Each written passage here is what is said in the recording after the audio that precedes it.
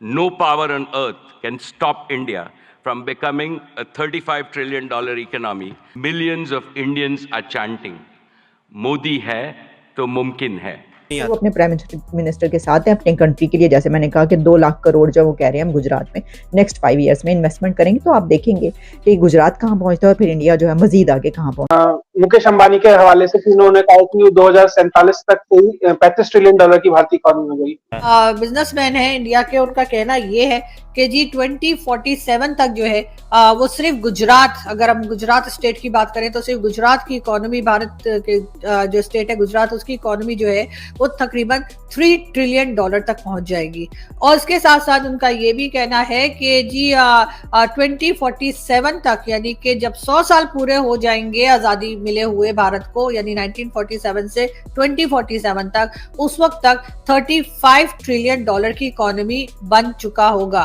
तो आपको लगता है कि जहाँ पे वो 5वीं बन गए हैं अब वो 3री भी बन जाएंगे? हाँ जी, वो हम पाकिस्तान से ऊपर ही जा रहा है। आपको जो फैसिलिटी चाहिए हमसे मांगे, हम आपको वो प्रोवाइड कराएंगे। आप यहाँ आए, अपनी बिजनेस सेटअप करें और हर वो फैसिलिटी जो आप चाहिए, सुरक्षा चाहिए, बिजली चाहिए, पानी चाहिए, इंफ्रास्ट्रक्चर चाहिए, टैलेंट चाहिए, ह्यूमन रिसोर्स चाहिए। उन्होंने दूसरों को देख के बहुत कुछ सीखा है। आप अर्ली 90s में देख लें, जैसे पाकिस्तान की इकोनॉमी ऊपर थी, इवन के उस टाइम जो गल्फ कंट्रीज थी उनकी भी इतनी ऊपर नहीं थी इकोनॉमी जितनी पाकिस्तान की थी। तो इंडिया ने पाकिस्तान को देख के बहुत कुछ सीखा।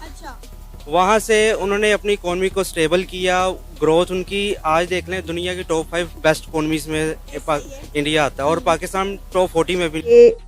नरेंद्र मोदी जो हैं वो most successful PM of India's history, Bharat की तारीख के सबसे ज्यादा कामयाब तरीन वजीर आजम करार दिया है अंबानी ने अपने वजीर आजम को। मोदी जो है वो अगेंस्ट पाकिस्तान है, अगेंस्ट मुस्लिम्स है, नो डाउट वो होगा, बट जितना भी वो है वो अपने कंट्री के लिए बहुत अच्छा है। हालात तो बहुत ज्यादा खराब है, आपके सामने मुल्क तबाह हो चुका है, डिफॉल्ट हो चुका है मुल्क। बताई है जिसके मुताबिक इंडिया की जीडीपी की अगर बात करें बहुत तेजी से ग्रो होती नजर आ रही।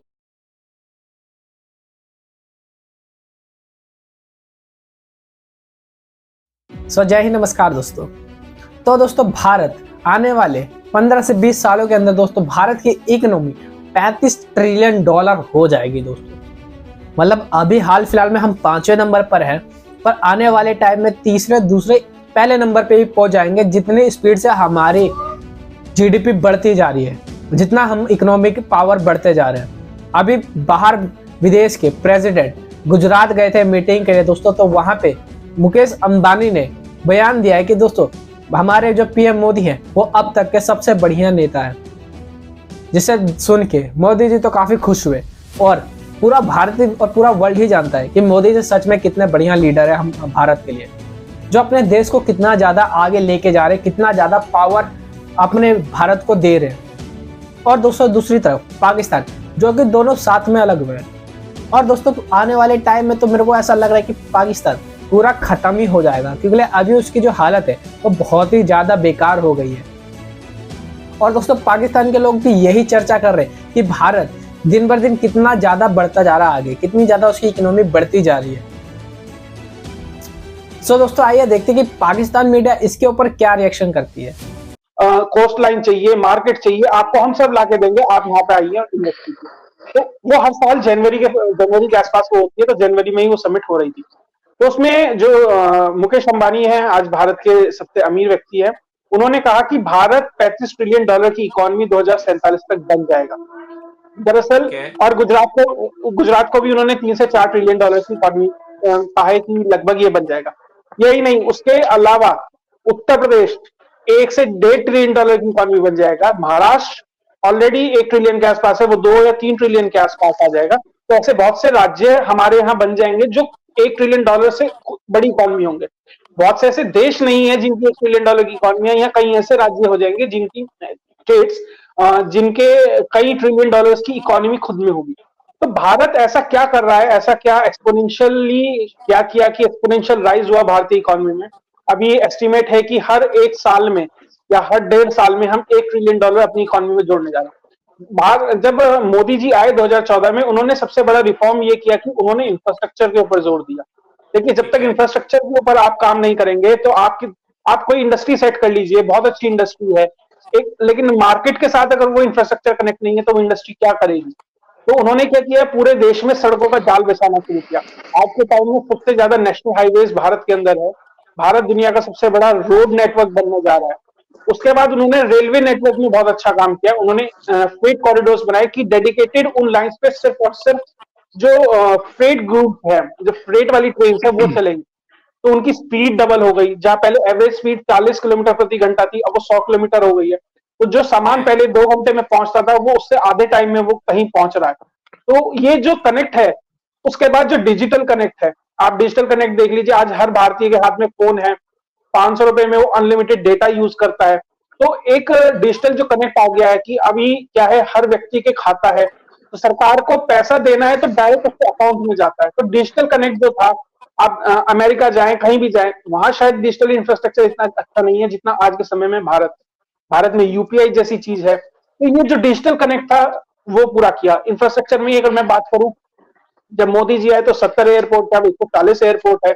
जितने भी छोटे शहर है, कम से कम टियर 2 सिटीज है, आज वहां पे एयरपोर्ट आ रहा है। तो आप समझ सकते हैं कि किस तरीके से एक इंफ्रास्ट्रक्चर कनेक्ट हुआ, फिर डिजिटल कनेक्ट हुआ। उसके बाद सबसे इंपॉर्टेंट चीज अगर कोई होती है वो होता है ह्यूमन रिसोर्स। हाँ, हमारे अंदर टैलेंट था, लेकिन हमारे पास वो प्लेटफॉर्म नहीं था, वो कॉन्फिडेंस नहीं था, तो वो लीडरशिप नहीं थी। वो प्रधानमंत्री नरेंद्र मोदी के आने के बाद हुई। उन्होंने ये कहा कि तुम करो, तुम बढ़ो, मैं तुम्हारे साथ खड़ा हूं। तुम्हें कोई सपोर्ट चाहिए मैं दूंगा, तुम्हें सिक्योरिटी चाहिए वो मैं दूंगा, तुम्हें इंफ्रास्ट्रक्चर चाहिए वो मैं दूंगा, तुम्हें डिजिटल कनेक्ट चाहिए वो ला के दिया जाएगा, तुम्हें पैसा चाहिए, इंडस्ट्री सेट करनी है, पैसा लाया जा रहा है। आपको ये जानकर हैरानी होगी, सन 2025 के बाद एक ये रिपोर्ट है इंटरनेशनल एजेंसीज की कि भारत के स्टॉक मार्केट में हर साल $100 बिलियन का एफडीआई सिर्फ स्टॉक मार्केट में आने वाला है।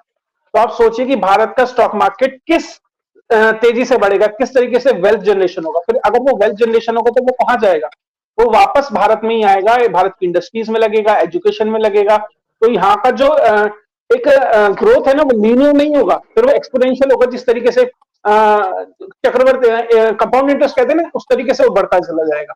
तो ये स्थिति भारत के साथ होने वाली है अगले कुछ समय में। और आपको एक महत्वपूर्ण ऑब्जर्वेशन बता दूं, जेपी मॉर्गन चेज एक बहुत बड़ा बैंक है, दुनिया के टॉप 3 या 4 बैंक में से एक आता है। उसके सीईओ अभी कुछ समय पहले भारत में थे, तो उन्होंने एक ऑब्जर्वेशन दिया कि अगले 100 साल तक अमेरिका भारत का अलाई बनकर काम करने वाला है। इसमें आपको ध्यान देना है, India will not be an ally of USA, but USA will be an ally of India. तो आप समझ सकते हैं कि भारत किस पोजीशन में आज पहुंच चुका है।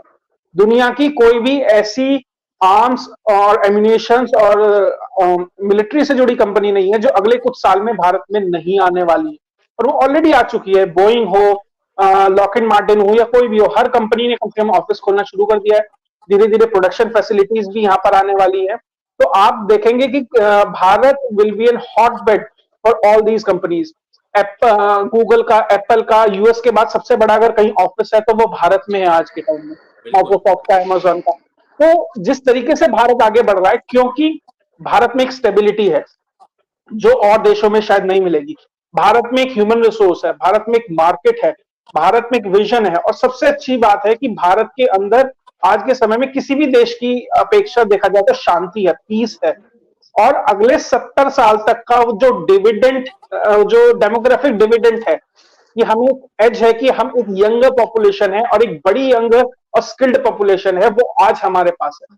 इसलिए हम वो $35 ट्रिलियन, उन्होंने देखिए मुकेश अंबानी को चुनाव नहीं लड़ना, तो वो कोई बड़े वादे करके उन्हें कुछ मिलना तो है नहीं, वो 35 की जगह 70 भी बोल सकते थे। लेकिन क्योंकि वो भारत के सबसे टॉप मोस्ट बिजनेसमैन है, वो भारत के हर कोने में बिजनेस कर रहे हैं, तो वो हर भारत के हर कोने का पोटेंशियल समझ पा रहे हैं और उन्हें पता है कि कहां से कितना आने वाला है। तो उन्होंने जब उस चीज को एक क्यूमुलेटिव डेटा में दिया तो उन्होंने कहा $35 ट्रिलियन। अभी हम कहते हैं कि भारत की जो है वो गुजरात के अंदर लेके आ गए हैं, और मोहम्मद बिन ज़ैद को लेके आना इस एक बड़ा कदम था। फ्रैंकली उसकी वजह यह है कि मोहम्मद बिन ज़ैद एक तो कुछ MOUs भी साइन हुए हेल्थ में, और पर्टिकुलरली जो ministry of food processing industry है इंडिया की, उसने इन्वेस्टमेंट कोऑपरेशन फूड पार्क के हवाले से, फूड पार्क्स जो हैं, MOUs नॉर्मली इनकी वैल्यू कोई नहीं होती, but this is a sort of आप कह लें कि एक स्टेप होता है टूवर्ड्स द डायरेक्शन। अभी जैसे पाकिस्तान के वज़ीर आज़म रिसेंटली यूएई गए थे तो MOUs ही साइन हुए थे, उन MOUs के ऊपर फिर बाद में मिनिस्ट्रीज काम करती हैं। सो अभी ये जो MOUs साइन हुए हैं इंडिया और यूएई के दरमियान, इनमें काम हो भी सकता है और नहीं भी हो सकता, लेकिन टेक्निकली देखा जाए तो इंडिया जिस पैमाने पे इंटरनेशनल लीडर्स को लेके आ रहा है, और ये जो अभी भले वो यूक्रेन के लीडर हों, भले वो यूएई के लीडर हों, इन सब को चेक रिपब्लिक के प्राइम मिनिस्टर आए हुए थे, इसी तरह जो है वो मोज़म्बिक के प्रेसिडेंट जो आए हुए थे। सो 4-5 उन्होंने लीडर बुलवाए हैं और उनको ये बताने की कोशिश कर रहे हैं कि भाई वाइब्रेंट गुजरात का क्या मतलब है। तो सबसे इम्पॉर्टेंट चीज़ जिसको मैंने देखा इस सारी वाइब्रेंट गुजरात समिट में, एक तो मोहम्मद बिन ज़ैद का इसमें खिताब बड़ा इम्पॉर्टेंट था। जो दूसरी सबसे इम्पॉर्टेंट चीज़ थी उसमें ये थी कि नरेंद्र मोदी को ब्रदर कहा, इंडिया के साथ उन्होंने कहा स्ट्रॉन्ग टाइज हैं एंड ब्रदर PM मोदी। आपको इस चीज़ की सिग्निफिकेंस होनी चाहिए कि व्हेन अथॉरिटेरियन लीडर्स, अब देखें मोहम्मद बिन ज़ैद जो भी हैं कोई इलेक्टेड रिप्रेजेंटेटिव तो नहीं है, ये वो एक फैमिली है जो रूल कर रही है यूनाइटेड अरब एमिरेट्स को फॉर लॉन्ग। सो जो ब्रदर है वो पाकिस्तान के लीडर्स को भी ब्रदर कहते हैं, लेकिन हमारे जो लीडरशिप है वो ब्रदर तो कहते हैं, लेकिन हम फिर उस ब्रदरहुड का नजायज़ फ़ायदा उठाते हैं।